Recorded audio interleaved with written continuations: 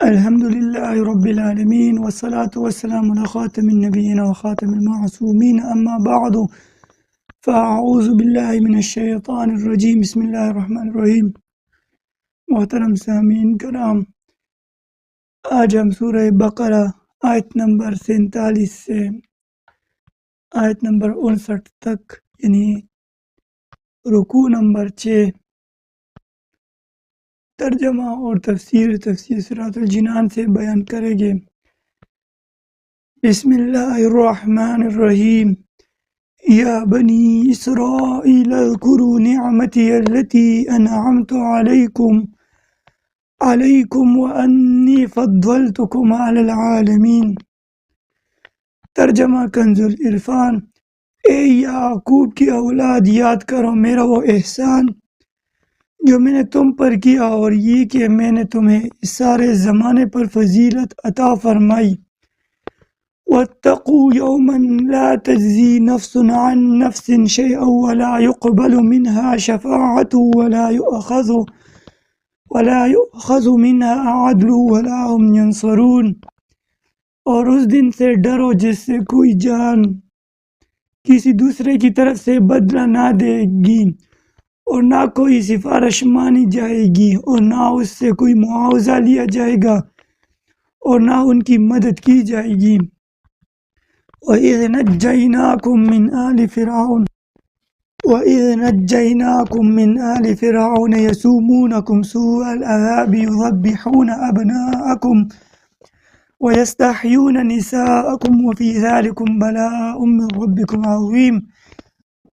اور یاد کرو جب ہم نے تمہیں فرعونیوں سے نجات دی جو تمہیں بہت برا عذاب دیتے تھے، تمہارے بیٹوں کو ذبح کرتے اور تمہاری بیٹیوں کو زندہ چھوڑ دیتے، اور اس میں تمہارے رب کی طرف سے بڑی آزمائش تھی۔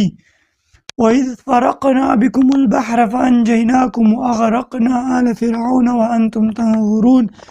اور یاد کرو جب ہم نے تمہارے لیے دریا کو پار دیا تو ہم نے تمہیں بچا لی، اور فرعونیوں کو تمہاری آنکھوں کے سامنے غرق کر دیا۔ وَإِذْ وَاعَدْنَا مُوسَىٰ 40 لَيْلَةً ثُمَّ اتَّخَذْتُمُ الْعِجْلَ مِن بَعْدِهِ وَأَنْتُمْ ظَالِمُونَ۔ اور یاد کرو جب ہم نے موسیٰ علیہ السلام سے 40 راتوں کا وعدہ فرمایا، پھر اس کے پیچھے تم نے بچڑے کی پوجا شروع کر دی، اور تم واقعی ظالم تھے۔ ثُمَّ عَفَوْنَا عَنْكُمْ مِن بَعْدِ ذَلِكَ لَعَلَّكُمْ تَشْكُرُونَ۔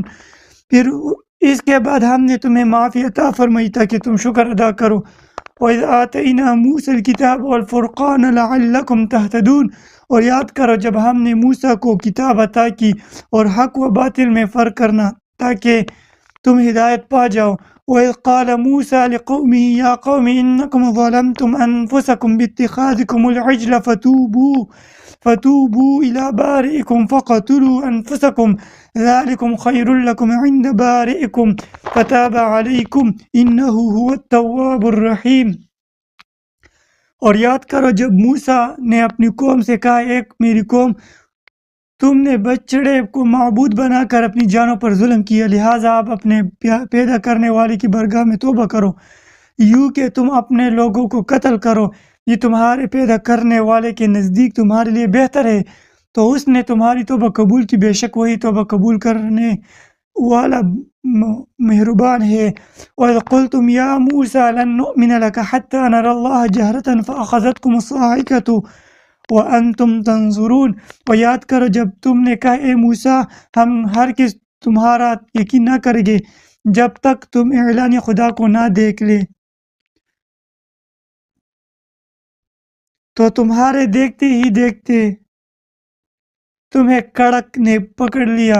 ثم بعثناکم من بعد موتکم لعلکم تشکرون۔ پھر تمہاری موت کے بعد ہم نے تمہیں زندہ کیا تاکہ تم شکر ادا کرو۔ وَظَلَّلْنَا عَلَيْكُمُ الْغَمَامَ وَأَنزَلْنَا عَلَيْكُمُ الْمَنَّ وَالسَّلْوَىٰ كُلُوا مِن طَيِّبَاتِ مَا رَزَقْنَاكُمْ وَمَا ظَلَمُونَا وَلَٰكِن كَانُوا أَنفُسَهُمْ يَظْلِمُونَ۔ اور ہم نے تمہارے اوپر بادل کو سایہ بنا دیا اور تمہارے اوپر من و سلوہ اتارا کہ ہماری دی ہوئی پاکیزہ چیزیں کھاؤ، اور انہوں نے ہمارا کچھ نہ بگاڑا بلکہ اپنی جانوں پر ظلم ہی کرتے رہے۔ وَإِذْ قُلْنَا ادْخُلُوا هَٰذِهِ الْقَرْيَةَ فَكُلُوا مِنْهَا حَيْثُ شِئْتُمْ رَغَدًا وَادْخُلُوا الْبَابَ سُجَّدًا وَقُولُوا حِطَّةٌ نَغْفِرْ لَكُمْ خَطَايَاكُمْ وَسَنَزِيدُ الْمُحْسِنِينَ۔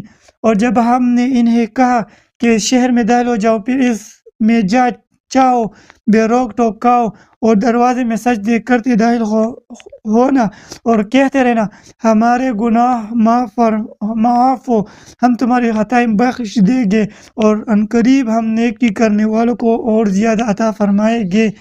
فبدل الذين ظلموا قولا غير الذي قيل لهم فأنزلنا على الذين ظلموا رجزا من السماء بما كانوا يفسقون۔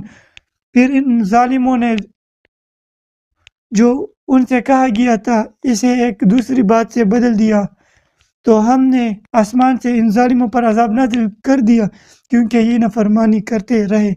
تو یہ تھا سورہ بقرہ آیت نمبر 47 سے 59 تک کا ترجمہ، اور اب تفسیر سماعت کریں۔ یا بنی اسرائیل اذکروا نعمتی التی، اے یعقوب کی اولاد میرا احسان یاد کرو۔ یہاں سے ایک بار پھر بنی اسرائیل کو اللہ تعالیٰ کے احسانات یاد کرنے کا حکم دیا گیا ہے تاکہ وہ اللہ تعالیٰ کے حبیب صلی اللہ علیہ وآلہ وسلم کی اطاعت ترک کرنے سے ڈرے اور ان پر حجت پوری ہو جائے۔ یہ تفسیر خازن میں موجود ہے۔ یاد رہے کہ ان آیات میں بنی اسرائیل کے ان لوگوں سے خطاب کیا جا رہا ہے جو سید المرسلین صلی اللہ علیہ وسلم کے مقدس زمانے میں موجود تھے، اور انہیں اللہ تعالیٰ کی جو نعمتیں یاد کرنے کا حکم دیا جا رہا ہے وہ یہ ہے: نمبر 1، تمام اہل زمانہ پر فضیلت و برتری۔ نمبر 2، دریا میں راستہ بن جانا۔ نمبر 3، فرعون سے نجات۔ نمبر 4، تورات کا عطا ہونا۔ نمبر 5، بچڑے کی پوجا پر معافی مل جانا۔ نمبر 6، ایک گروہ کا مرنے کے بعد زندہ کیا جانا۔ نمبر 7، بادلوں سے سایہ ملنا۔ نمبر 8، من و سلوہ نازل ہونا۔ نمبر 9، پانی کے 12 چشمے جاری ہو جانا۔ نمبر 10، زمینی اناج عطا کیا جانا وغیرہ۔ یہ تمام نعمتیں ان کے آباء و اجداد کو عطا کی گئی تھی، اور چونکہ جو نعمت آباء و اجداد کو ملی وہ ان کی اولاد کے حق میں بھی نعمت ہوتی ہے، اس لیے ان سے فرمایا جا رہا ہے کہ اے یعقوب کی اولاد، میرا وہ احسان یاد کرو جو میں نے تم پر کیا، اور میرے حبیب صلی اللہ علیہ وسلم کی پیروی کر کے اور ان کے دین میں داخل ہو کر میری ان باتوں کا شکر ادا کرو۔ یہ بنی اسرائیل کی نعمتوں کو سامنے رکھ کر امت محمدیہ پر ہونے والے انعامات کو شمار کرے تو ہم سمجھ سکتے ہیں کہ شکر گزاری کا تقاضا ہم سے کس قدر مطلوب ہے۔ آیت کا اگلا حصہ: انی فضلتکم علی العالمین، ہم نے تمہیں تمام جہان والوں پر فضیلت عطا فرمائی۔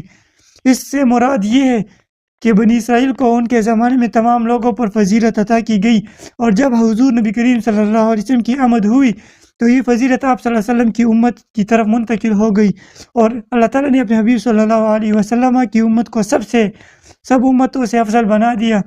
رب کائنات قرآن کریم میں ارشاد فرماتے ہیں: کنتم خیر امت اخرجت للناس، سورہ ال عمران آیت نمبر 110۔ ترجمہ: اے مسلمانوں، تم بہترین امت ہو جو تم لوگوں کو ہدایت کے لیے ظاہر کی گئی۔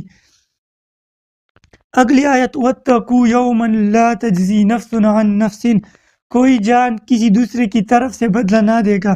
یعنی اے بنی اسرائیل، قیامت کے اس دن سے ڈرو جس دن کوئی بھی شخص کسی کافر کی طرف سے بدلہ نہ دے گا، اور نہ کافر کے بارے میں کسی کی کوئی سفارش مانی جائے گی، نہ اس کافر سے جہنم کے عذاب سے نجات کے بدلے کوئی معاوضہ لیا جائے گا، اور نہ ان کفار سے اللہ تعالیٰ کا عذاب دور کر کے ان کی مدد کی جائے گی۔ یہ تفسیر روح البیان میں موجود ہے۔ اس سے ہرگز شفاعت کی نفی نہیں، شفاعت حق ہے۔ شفاعت پر امام اہل سنت امام شاہ احمد رضا خان محدث بریلوی رحمہ اللہ کا رسالہ ہے اردو میں 40 احادیث، تو اس کا شفاعت پر 40 احادیث اس کا مطالعہ فرمائیں۔ اس میں 5 آیات اور 40 احادیث سے ثابت کیا کہ شفاعت حق ہے۔ شفاعت کی امید پر گناہ کرنے والا کیسا ہے؟ اس سے معلوم ہوا کہ قیامت کے دن کافر کو نہ کوئی کافر نفع پہنچا سکے گا اور نہ کوئی مسلمان۔ اس دن شفاعت صرف مسلمان کے لیے ہوگی، جیسا کہ دیگر آیات میں بیان ہوا ہے۔ انشاءاللہ وہ آیات آئے گی۔ البتہ یہ بات یاد رکھنی چاہیے کہ شفاعت کی امید پر گناہ کرنے والا ایسا ہی ہے جیسے اچھے ڈاکٹر کے مل جانے کی امید پر کوئی زہر کھا لے، یا ہڈیوں کے ماہر ڈاکٹر کے ملنے کی امید پر گاڑی کے نیچے آ کر سارے بدن کی ہڈیاں توڑوا دے تو یہ بے وقوفی ہے۔ شفاعت حق ہے، اس کا انکار گمراہی ہے، لیکن شفاعت کی امید پر گناہ بھی کرنا یہ بھی صحیح نہیں۔ اگلی آیت وَإِذْ نَجَّيْنَاكُمْ مِنْ آلِ فِرْعَوْنَ، اور جب ہم نے تمہیں فرعونیوں سے نجات دی۔ اس سے پہلے آیات میں بنی اسرائیل پر کی گئی نعمتوں کا اجمالی طور پر ذکر ہوا، اور اب یہاں سے ان نعمتوں کو تفصیل کے ساتھ بیان کیا جا رہا ہے۔ چنانچہ ارشاد فرمائے کہ بنی اسرائیل، میری وہ نعمت یاد کرو کہ جب ہم نے تمہیں فرعون کی پیروی کرنے والوں سے نجات دی جو تمہیں بہت برا عذاب دیتے تھے۔ فرعون نے بنی اسرائیل پر نہایت بے دردی سے محنت و مشقت کے دشوار کام لازم کر رکھے تھے۔ پتھروں کی چٹانیں کاٹ کر اٹھاتے ان کی کمریں اور گردنیں زخمی ہو گئی تھی۔ غریبوں پر ٹیکس مقرر ہوئے تھے جو غروب آفتاب سے قبل جبراً وصول کیے جاتے تھے، اور جو ٹیکس نہ دے پاتا اسے سخت سزا ملتی تھی۔ یہ تفسیر کبیر میں موجود ہے۔ اس فرعونیت کا کچھ نمونہ ان مسلمان ممالک میں دیکھا جا سکتا ہے جہاں کفار نے پنجے گاڑ رکھ کر مسلمانوں پر ظلم و ستم کے پہاڑ توڑ رکھے ہیں، اور مسلمانوں کے لیے عقوبت خانے اور خصوصی جیلیں بنا رکھی ہے۔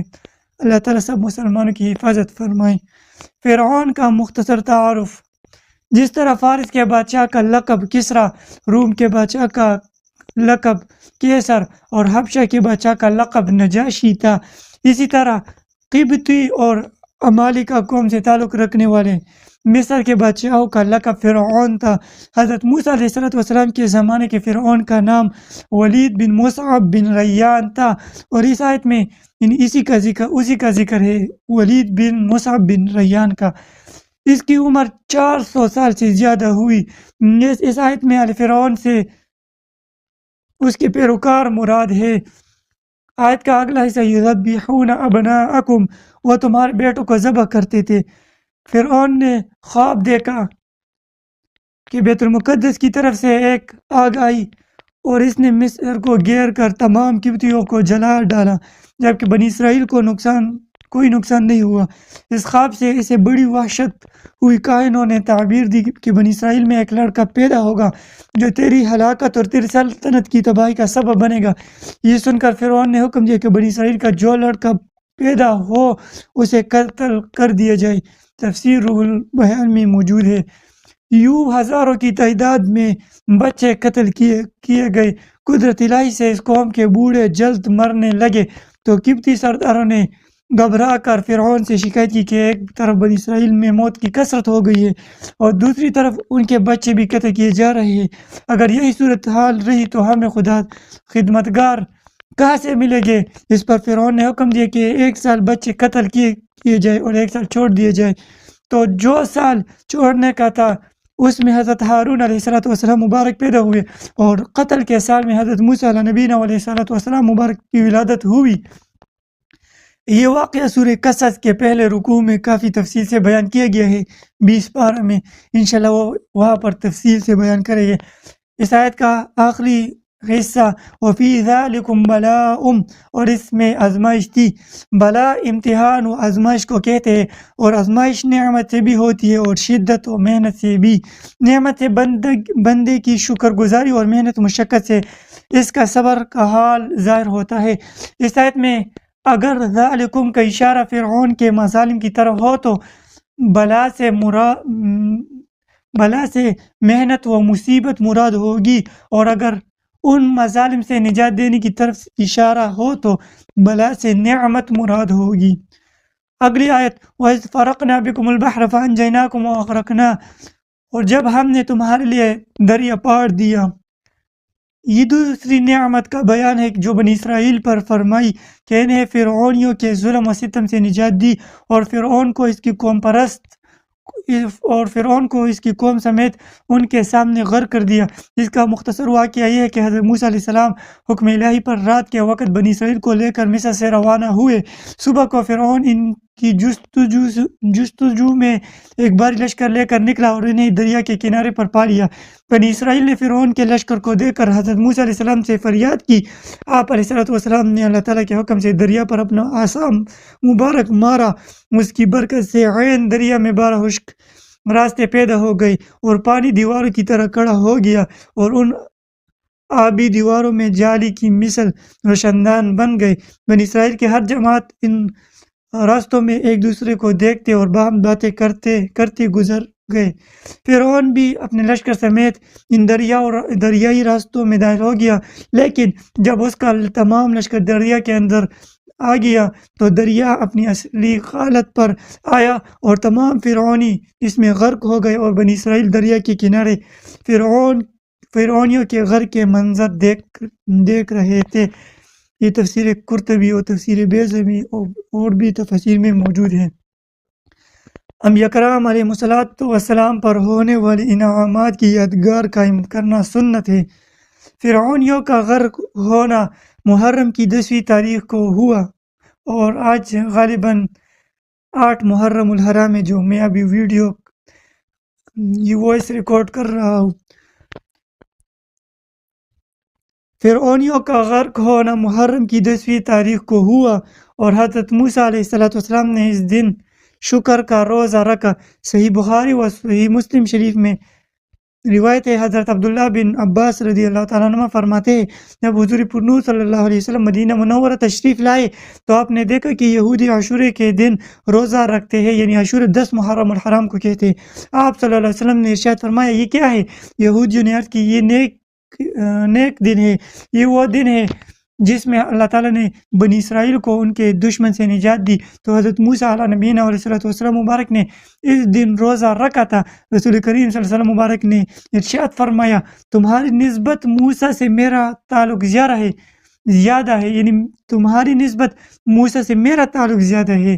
چنانچہ آپ صلی اللہ علیہ وسلم نے اس دن روزہ رکھا اور اس دن روزہ رکھنے کا حکم ارشاد فرمایا۔ یہ روایت بخاری شریف مسلم شریف میں موجود ہے۔ البتہ صرف 10 محرم کا روزہ نہ رکھا جائے، بلکہ اس کے ساتھ آگے یا پیچھے ایک روزہ ملا جائے، یعنی 9 10 محرم یا 10 11 محرم کا روزہ رکھا جائے، کہ حضرت عبداللہ بن عباس رضی اللہ تعالیٰ عنہ سے مروی ہے کہ نبی کریم رؤوف رحیم صلی اللہ علیہ وسلم نے ارشاد فرمایا، عاشورہ کے دن روزہ رکھو اور اس میں یہودیوں کی مخالفت کرو، عاشورہ کے دن سے پہلے یا بعد میں ایک دن کا روزہ رکھو۔ یہ روایت مسند امام احمد میں موجود ہے۔ اور علماء کرام، اس وقت کے علماء کرام فرماتے ہیں کہ اگر کوئی صرف 10 محرم الحرام عاشورہ کے دن روزہ رکھے تو بھی کوئی گناہ نہیں، کیونکہ اس وقت یہودی روزہ رکھتے تھے اور اب نہیں رکھتے۔ اس وجہ سے اگر اب بھی یہودی روزہ رکھتے ہیں تو پھر یہودیوں کی مخالفت لازم ہے۔ اگر کوئی پھر بھی ایک رکھے تو اس میں پھر بھی کوئی بات نہیں، بہت گرمی ہے اس 2026 میں، تو اگر کوئی ایک رکھے تو اس میں کوئی گناہ بھی نہیں، علماء کرام یہ فرماتے ہیں۔ اس سے معلوم ہوا کہ انبیاء کرام علیہ السلام پر، اور اب انشاءاللہ آج 8 محرم الحرام ہے، 8 یا 6 یا 7 محرم الحرام ہے، اور جمعے کے دن 10 محرم الحرام ہوگی، اور جمعے کے دن روزہ ہوگا۔ اس سے معلوم ہو کہ انبیاء کرام علیہ السلام پر جو انعام الہی ہو اس کی برگاہ، اس کی یادگار قائم رکھنا اور شکر بجا لانا سنت ہے، اگرچہ کفار بھی اس یادگار کو قائم رکھتے ہو۔ اگلی آیت، وَإِذْ وَعَدْنَا مُوسَىٰ 40 لَيْلَةً، اور جب ہم نے موسیٰ سے 40 راتوں کا وعدہ فرمایا۔ اس آیت اور اس کے بعد والی آیت میں بنی اسرائیل پر کی گئی جو نعمت بیان ہوئی، اس کا خلاصہ یہ ہے کہ فرعون اور فرعونیوں کی ہلاکت کے بعد جب حضرت موسیٰ علیہ السلام اور بنی اسرائیل کو لے کر مصر کی طرف لوٹے تو ان کی درخواست پر اللہ تعالیٰ نے تورات عطا فرمانے کا وعدہ فرمایا، اور اس کے لیے 30 دن اور پھر 10 دن کا اضافہ کر کے 40 دن کی مدت مقرر ہوئی، جیسا کہ سورہ اعراف آیت نمبر 142 میں آئے گا۔ ان 40 دنوں میں ذوالقعدہ کا پورا مہینہ اور 10 دن ذوالحجہ کا شامل تھے۔ حضرت موسیٰ علیہ السلام اپنی قوم پر حضرت ہارون علیہ نبینا علیہ السلام کو اپنا نائب بنا کر تورات حاصل کرنے کو کوہ طور پر تشریف لے گئے۔ 40 دن رات وہاں ٹھہرے اور اس عرصے میں کسی سے بات چیت نہ کی۔ اللہ تعالیٰ نے تختیوں پر تحریری صورت میں آپ علیہ السلام کو تورات عطا فرمائی۔ اور یہ دیکھو نبی کریم صلی اللہ علیہ وسلم کا مقام اور قرآن کریم کی عظمت و شان، اور اس سے بھی ظاہر ہوتی ہے کہ حضرت موسیٰ علیہ السلام نے 40 دن روزہ رکھا اور کوہ طور پر تشریف لے گئے، پھر ان کو کوئی تورات شریف مل گئی، اور نبی کریم صلی اللہ علیہ وسلم مبارک کمرے میں ہوتے تو قرآن وہاں نازل ہوتا، آپ غار ہیرا میں ہوتے تو قرآن کی آیت وہاں نازل ہوتی، آپ غار ثور میں ہوتے تو وہاں پر آیت نازل ہوتی، آپ جبل احد پر ہوتے تو وہاں پر آیت نازل ہوتی، آپ مکہ مکرمہ میں ہوتے تو آیت وہاں نازل ہوتی، آپ مدینہ منورہ میں ہوتے تو آیت وہاں نازل ہوتی، آپ جنگوں میں ہوتے تو آیت وہاں نازل ہوتی۔ تو یہ کیا شان ہے نبی پاک صلی اللہ علیہ وسلم مبارک کی، اور یہ کیا شان ہے اس قرآن کریم کی۔ تو اس قرآن کی قدر کرے، قرآن کریم کی تلاوت کرے۔ ایک روایت ذہن میں آئی، حضرت عبداللہ بن مسعود رضی اللہ تعالیٰ عنہ مبارک فرماتے ہیں کہ 2 چیزیں جلدی کرو۔ اس روایت کا مفہوم ہے کہ جلدی کرو اس سے پہلے کہ وہ اٹھا دیے جائے۔ نمبر 1 کعبہ شریف کی طواف یعنی حج و عمرہ جلدی کرو اس سے پہلے کہ 2 حبشی غلام کعبے کو ڈھائیں گے، کعبے کو شہید کریں گے، اس سے پہلے کہ پھر کعبہ نہ ہو، اس سے پہلے کعبے کا عمرے کرو، کعبے کا طواف کرو، حج و عمرے کیا کرو۔ دوسری، حضرت عبداللہ بن مسعود رضی اللہ تعالیٰ مبارک فرماتے ہیں کہ قرآن کریم کی تلاوت کرو، کہ ایک دن آئے گا لوگ قرآن شریف کی تلاوت کرنے کے لیے مسجد میں آئیں گے، لیکن جب قرآن کریم کھولیں گے تو قرآن میں ایک حرف بھی نہیں ہوگا، وہ قرآن کی آیات آسمان پر چلی ہوگی۔ تو اس سے پہلے کہ قرآن ہم سے اٹھا لیا جائے، قرآن کریم کی تلاوت کرو، قرآن سے محبت کرو۔ یہ سچا دوست ہے، اور دوستی یا یہ سب فنا ہے، یہ سب صرف قبر تک ہے، یا جو مالدار ہو اس کے مالداری تک ہے۔ تو یہ دوستیاں کچھ بھی نہیں، دوستیوں سے بچے اور اس قرآن سے دوستی کرے، قیامت کے دن بھی آپ کی شفاعت کرے گا۔ یہ ایسا بہترین دوست ہے، نہ آپ کو قبر میں تنہا چھوڑے گا، نہ حشر میں تنہا چھوڑے گا، نہ پل صراط پر تنہا چھوڑے گا۔ انشاءاللہ قرآن کریم جنت میں بھی آپ کے ساتھ ہوگا۔ تو اس قرآن کریم سے محبت کرو، یہ بہت باوفا دوست ہے، اس سے محبت کرو۔ اپنے اولادوں کو بھی قرآن کریم سکھاؤ۔ سچے علماء کرام جو اہل سنت و جماعت حنفی علماء ہے اور حنفی طلباء و قاریان حفاظ ہے، ان سے سیکھے، اور علماء اہل سنت و جماعت سے اس کا ترجمہ تفسیر پڑھے، تو پھر اس قرآن کی لذت آپ کو محسوس ہوگی۔ اللہ جل جلالہ ہمیں اس قرآن کریم کی سچی محبت عطا فرمائے، اس کی تلاوت کرنے، اس کے احکام پر عمل کرنے، اس کی نواہی سے منع ہونے پر ہمیں توفیق عطا فرمائے۔ تو اس آیت کی دوسری طرف اس میں یہ ہے کہ سامری نے جواہرات سے مزین سونے کا بچڑا بنا کر قوم سے کہا کہ یہ تمہارا معبود ہے۔ وہ لوگ 1 مہینے تک حضرت موسیٰ علیہ السلام کا انتظار کرنے کے بعد سامری کے بہکانے سے بچڑے کی پوجا کرنے لگے۔ ان پوجا کرنے والوں میں تمام بنی اسرائیل شامل تھے، صرف حضرت ہارون علیہ السلام مبارک اور آپ کے 12,000 ساتھی اس شرک سے دور و نفور رہے، یعنی بیزار رہے۔ اس کے علاوہ تمام مشرک ہو گئے تھے۔ جب حضرت موسیٰ علیہ السلام واپس تشریف لائے تو قوم کی حالت دیکھ کر انہیں تنبیہ کی اور انہیں ان کے گناہوں کا کفارہ بتایا۔ چنانچہ جب انہوں نے حضرت موسیٰ علیہ السلام کے بتائے ہوئے طریقے کے مطابق توبہ کی تو اللہ تعالیٰ نے انہیں معاف کر دیا، اور مرتد ہونے والوں کی توبہ کا بیان انشاءاللہ آیت نمبر 53 میں آ رہا ہے۔ اگلی آیت وَإِذْ آتَيْنَا مُوسَى الْكِتَابَ وَالْفُرْقَانَ، والفرقان، یہ فرقان فرق کرنا۔ فرقان کے کئی معنی کیے گئے ہیں۔ نمبر 1، فرقان سے مراد تورات بھی یا تورات ہے۔ نمبر 2، کفر و ایمان میں فرق کرنے والے معجزات جیسے عصا مبارک اور ید بیضاء وغیرہ۔ نمبر 3، حلال و حرام میں فرق کرنے والی شریعت مراد ہے۔ تفسیر مدارک میں ہے۔ اگلی آیت، فَاقْتُلُوا أَنفُسَكُمْ، تم اپنے لوگوں کو قتل کرو۔ یہ آیت کا درمیانی حصہ ہے۔ وَإِذْ قَالَ مُوسَىٰ لِقَوْمِهِ يَا قَوْمِ إِنَّكُمْ ظَلَمْتُمْ أَنفُسَكُمْ، اس کا بِاتِّخَاذِكُمُ الْعِجْلَ فَتُوبُوا إِلَىٰ بَارِئِكُمْ فَاقْتُلُوا أَنفُسَكُمْ، کہ تم اپنے لوگوں کو قتل کرو۔ بنی اسرائیل کو بچڑا پوجنے کے گناہ سے یوں معافی ملی کہ حضرت موسیٰ علیہ السلام نے قوم سے فرمایا، تمہاری توبہ کی صورت یہ ہے کہ جنہوں نے بچڑے کی پوجا نہیں کی وہ پوجا کرنے والوں کو قتل کرے اور مجرم راضی خوشی سکون کے ساتھ قتل ہو جائے۔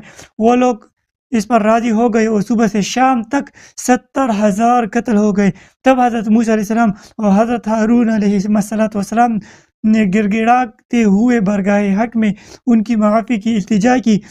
حضرت موسیٰ علیہ السلام پر وہی آئی کہ جو قتل ہو چکے وہ شہید ہے اور باقی بخش دیے گئے ہیں، یعنی قاتل و مقتول سب جنتی ہے۔ یہ تفسیر عزیزہ میں موجود ہے۔ مرتد کی سزا کیوں قتل ہے؟ اس آیت سے معلوم ہوا کہ شرک کرنے سے مسلمان مرتد ہو جاتا ہے اور مرتد کی سزا قتل ہے، کیونکہ یہ اللہ تعالیٰ سے بغاوت کر رہا ہے۔ جو اللہ تعالیٰ کا باغی ہو اسے قتل کر دینا ہی حکمت اور مصلحت کے عین مطابق ہے۔ دنیا کے تقریباً تمام ممالک میں یہ قانون نافذ ہے کہ جو اس ملک کے بادشاہ سے بغاوت کرے اسے قتل کر دیا جائے۔ اس قانون کو انسانیت کے تمام علمبردار تسلیم کرتے ہیں، وہ اس کے خلاف کسی طرح کی کوئی آواز بلند نہیں کرتے۔ جب دنیاوی بادشاہ کے باغی کو قتل دینا انسانیت پر ظلم نہیں تو جو سب بادشاہوں کے بادشاہ اللہ تعالیٰ جل جلالہ وعم نوالہ کا باغی ہو جائے اسے قتل کر دیا جانا کس طرح ظلم ہو سکتا ہے؟ یہ ہرگز ظلم نہیں۔ بنی اسرائیل پر اللہ تعالیٰ کا فضل، بچڑا بنا کر پوجنے میں بنی اسرائیل کے کئی جرم تھے۔ نمبر 1، مجسمہ سازی جو حرام ہے۔ نمبر 2، حضرت ہارون علیہ السلام کی نافرمانی۔ نمبر 3، بچڑے کی پوجا کر کے مشرک ہو جانا۔ تو یہ ظلم آل فرعون کے مظالم سے بھی زیادہ شدید ہے، کیونکہ یہ افعال ان سے بعد ایمان سرزد ہوئے ایمان کے بعد ان سے سرزد ہوئے۔ اس وجہ سے وہ مستحق تو اس کے تھے کہ عذاب الہی انہیں مہلت نہ دے اور فی الفور ہلاک کر کے کفر پر ان کا خاتمہ کر دے، لیکن حضرت موسیٰ اور حضرت ہارون علیہ السلام کے ایک طفیل انہیں توبہ کا موقع دیا گیا۔ یہ اللہ تعالیٰ کا بہت بڑا فضل ہے اور یہ قتل ان کے لیے کفارہ تھا۔ اگلی آیت، وَإِذْ قُلْتُمْ يَا مُوسَىٰ لَن نُؤْمِنَ لَكَ حَتَّىٰ نَرَى اللَّهَ لَن نُؤْمِنَ لَكَ، ہم ہرگز تمہارا یقین نہ کریں گے۔ جب بنی اسرائیل نے توبہ کی اور کفارے میں اپنی جان بھی دے دی تو اللہ تعالیٰ نے حکم فرمایا کہ موسیٰ علیہ السلام انہیں اس کی گناہ کی معذرت پیش کرنے کے لیے حاضر کرے۔ چنانچہ حضرت موسیٰ علیہ السلام ان میں سے 70 آدمی منتخب کر کے طور پر لے گئے، کوہ طور پر۔ وہاں جا کر وہ کہنے لگے، اے موسیٰ علیہ السلام، ہم آپ کا یقین نہ کریں گے جب تک خدا کو اعلانیہ نہ دیکھیں۔ اس پر آسمان سے ایک ہولناک آواز آئی جس کی ہیبت سے وہ سب مر گئے۔ حضرت موسیٰ علیہ السلام نے گڑ گڑا کر حضرت بارگاہ الہی میں عرض کی کہ میں بنی اسرائیل کو کیا جواب دوں گا؟ اس پر اللہ جل جلالہ نے ان 70 افراد کو زندہ فرمایا۔ تفسیر جمل میں یہ موجود ہے اور تفسیر کبیر میں موجود ہیں۔ انبیاء کرام علیہ السلام کی عظمت، اس واقعے سے شان انبیاء علیہ السلام بھی ظاہر ہوئی کہ حضرت موسیٰ علیہ السلام سے ہم آپ کا یقین نہیں کریں گے کہنے کی شامت میں بنی اسرائیل ہلاک کیے گئے، اور اسی سے حضور نبی کریم صلی اللہ علیہ وسلم کے زمانے والوں کو آگاہ کیا جاتا ہے کہ انبیاء کرام علیہ السلام کی جناب میں ترک ادب غضب الہی کا باعث ہوتا ہے، لہذا اس سے ڈرتے رہے۔ اس آیت سے یہ بھی معلوم ہو کہ اللہ تعالیٰ اپنے مقبولان برگاہ کی دعا سے مردے بھی زندہ فرما دیتے ہیں۔ اگلی آیت وَظَلَّلْنَا عَلَيْكُمُ الْغَمَامَ، ہم نے تمہارے لیے اوپر بادل کو سایہ بنا دیا۔ فرعون کا غرق ہونے کے بعد بنی اسرائیل دوبارہ مصر میں آباد ہو گئے۔ کچھ عرصے بعد حضرت موسیٰ علیہ السلام نے انہیں حکم الہی سنایا کہ ملک شام حضرت ابراہیم علیہ السلام اور ان کی اولاد کا مدفن ہے اور اسی میں بیت المقدس شریف ہے، اسے عمالقہ قبیلے سے آزاد کرنے کے لیے جہاد کرو اور مصر چھوڑ کر وہی وطن بناؤ۔ مصر کا چھوڑنا بنی اسرائیل کے لیے بہت بڑا تکلیف دہ تھا۔ شروع میں تو انہوں نے ٹال مٹول کی، لیکن جب مجبور ہو کر موسیٰ علیہ السلام اور حضرت ہارون علیہ السلام کی معیت میں روانہ ہونا ہی پڑا تو راستے میں جو کوئی سختی اور دشواری پیش آتی تو حضرت موسیٰ علیہ السلام سے شکایتیں کرتے۔ جب اسے صحرا میں پہنچے جہاں نہ سبزہ تھا، نہ سایہ، نہ غلہ، تو وہاں پہنچ کر حضرت موسیٰ علیہ السلام سے دھوپ کی گرمی اور بھوک کی شکایت کرنے لگے۔ حضرت موسیٰ علیہ السلام نے دعا فرمائی اور اللہ تعالیٰ نے اس دعا کی برکت سے ایک سفید بادل کو ان پر صاحبہ بنا دیا جو رات و دن ان کے ساتھ چلتا، اور ان پر ایک نوری ستون نازل فرمایا جو کہ آسمان کی جانب سے ان کے قریب ہو گیا اور ان کے ساتھ چلتا، اور جب رات کے وقت چاند کی روشنی نہ ہوتی تو وہ ان کے لیے چاند کی طرح روشن ہوتا، ان کے کپڑے میلے اور پرانے نہ ہوتے، ناخن اور بال نہ بڑھتے۔ تفسیر جمل میں اور تفسیر روح البیان میں موجود ہے۔ وَأَنزَلْنَا عَلَيْكُمُ الْمَنَّ وَالسَّلْوَىٰ، اور تم پر من و سلوہ اتارا۔ اس صحرا میں حضرت موسیٰ علیہ السلام کی برکت سے ان کے کھانے کا انتظام یوں ہوا کہ انہیں من و سلوہ ملنے شروع ہو گیا۔ من و سلوہ کے بارے میں مفسرین کے مختلف اقوال ہے۔ ایک قول یہ ہے کہ من کے بارے میں صحیح قول یہ ہے کہ یہ تورنجبین کی طرح ایک میٹھی چیز تھی جو روزانہ صبح صادق سے طلوع آفتاب تک ہر شخص کے لیے 1 صاع یعنی تقریباً 4 کلو کی بقدر اترتی، اور لوگ اس کو چادروں میں لے کر دن بھر کھاتے رہتے۔ بعض مفسرین کے نزدیک من سے مراد وہ تمام چیزیں ہیں جو اللہ تعالیٰ نے اپنے بندوں کو کسی مشقت اور کاشتکاری کے بغیر عطا کر کے ان پر احسان فرمایا۔ سلوہ کے بارے میں صحیح قول یہ ہے کہ یہ ایک چھوٹا پرندہ تھا، اور اس کے بارے میں ایک قول یہ ہے کہ یہ پرندہ بنا ہوا بنی اسرائیل کے پاس آتا تھا، اور ایک قول یہ ہے کہ جنوبی ہوا اس پرندے کو لاتی اور بنی اسرائیل اس کا شکار کر کے کھاتے۔ یہ دونوں چیزیں ہفتے کو بالکل نہ آتے، باقی ہر روز پہنچتے، جمعہ کو دگنی آتے، اور حکم یہ تھا کہ جمعے کو ہفتے کے لیے بھی جمع کر لو مگر ایک دن سے زیادہ کا جمع نہ کرو۔ بنی اسرائیل نے ان نعمتوں کی ناشکری کی اور ذخیرہ جمع کیے، اور وہ سڑ گئے اور ان کی آمد بند کر دی گئی۔ یہ انہوں نے اپنے ہی نقصان کیا اور کہ دنیا میں نعمت سے محروم ہوئے اور آخرت میں سزا کے مستحق ہوئے۔ تفسیر حازن اور تفسیر روح البیان میں موجود ہے۔ اگلی آیت وَإِذْ قُلْنَا ادْخُلُوا هَٰذِهِ الْقَرْيَةَ، اور جب ہم نے کہا اس شہر میں داخل ہو جاؤ۔ اس شہر سے بیت المقدس شریف مراد ہے، یا اریحا جو بیت المقدس کے قریب ہے، جس میں عمالقہ آباد تھے اور وہ اسے خالی کر کے گئے تھے۔ وہاں غلے میوے بکثرت تھے۔ اس بستی کے دروازے میں داخل ہونے کا فرمایا گیا، اور یہ دروازہ ان کے لیے کعبہ کی طرح تھا، اور اس میں داخل ہونا، اس کی طرف سجدہ کرنا گناہوں کو معافی کا سبب تھا۔ بنی اسرائیل کو حکم یہ تھا کہ دروازے میں سجدے کرتے ہوئے داخل ہو اور زبان سے حطۃ کہتے ہو جائے، یعنی یہ کلمہ استغفار تھا۔ انہوں نے دونوں حکموں کی مخالفت کی اور سجدے کرتے ہوئے داخل ہونے کی بجائے سرینوں کے بل گھسیٹتے ہوئے داخل ہوئے، اور توبہ و استغفار کا کلمہ پڑھنے کے بجائے مذاق کے طور پر حبۃ فی شعرۃ کہنے لگے، جس کا معنی تھا بال میں دانہ۔ اس مذاق اور نافرمانی کی سزا میں ان پر طاعون مسلط کیا گیا، جس سے ہزاروں اسرائیلی ہلاک ہو گئے۔ یہ تفسیر خازن میں، تفسیر مدارک میں اور تفسیر عزیزی میں موجود ہے۔ اگلی اور آخری آیت فَبَدَّلَ الَّذِينَ ظَلَمُوا مِنْهُمْ قَوْلًا غَيْرَ الَّذِي رِجْزًا مِنَ السَّمَاءِ، کہ تو ہم نے آسمان سے ان ظالموں پر عذاب نازل کر دیا۔ بنی اسرائیل پر طاعون کا عذاب مسلط کر دیا گیا، اور اس کی وجہ یہ سے ایک ساعت میں 70,000 افراد ہلاک ہو گئے۔ تفسیر حازم میں موجود ہے۔ طاعون کے بارے میں 3 حدیث سماعت کرے۔ نمبر 1 حضرت اسامہ رضی اللہ تعالیٰ سے روایت ہے، نبی کریم صلی اللہ علیہ وسلم نے ارشاد فرمایا بے شک یہ طاعون ایک عذاب ہے جسے تم سے پہلے لوگوں پر مسلط کیا گیا تھا، لہذا جب کسی جگہ طاعون ہو اور تم وہاں موجود ہو تو تم طاعون سے بھاگ کر وہاں سے نہ نکلو، اور جب کسی جگہ طاعون ہو تو تم وہاں نہ جاؤ۔ یہ بات مسلم شریف میں موجود ہے۔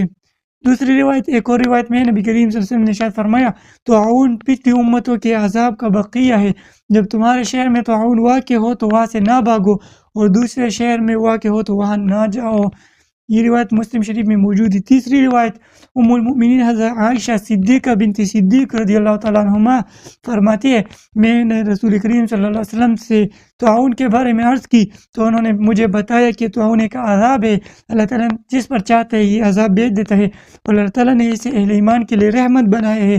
کوئی مومن ایسا نہیں جو طاعون میں پن جائے لیکن اپنے شہر ہی میں صبر سے ٹھہرا رہے اور یہ سمجھے کہ جو اللہ تعالیٰ نے لکھ دی ہے اس کے سوا کوئی تکلیف مجھے نہیں پہنچ سکتی تو اسے شہید کے برابر ثواب ملے گا۔ یہ روایت بخاری شریف میں موجود ہے۔ تو یہ تھا آج کی ویڈیو میں سورہ بقرہ آیت نمبر 47 سے 60 تک 59 تک کا ترجمہ اور تفسیر صراط الجنان سے۔ اللہ تعالی ہمیں اس پر عمل کرنے کی توفیق عطا فرمائے، اور جتنی نافرمانی بنی اسرائیل نے کی ہے اور اس امت میں بھی بے شمار ہم گناہ اور نافرمانیاں کرتے ہیں، اللہ ہم سب کی بے شمار بے حساب بخشش فرمائے۔ تو ملتے ہیں اگلی ویڈیو میں، تب تک کے لیے السلام علیکم ورحمۃ اللہ۔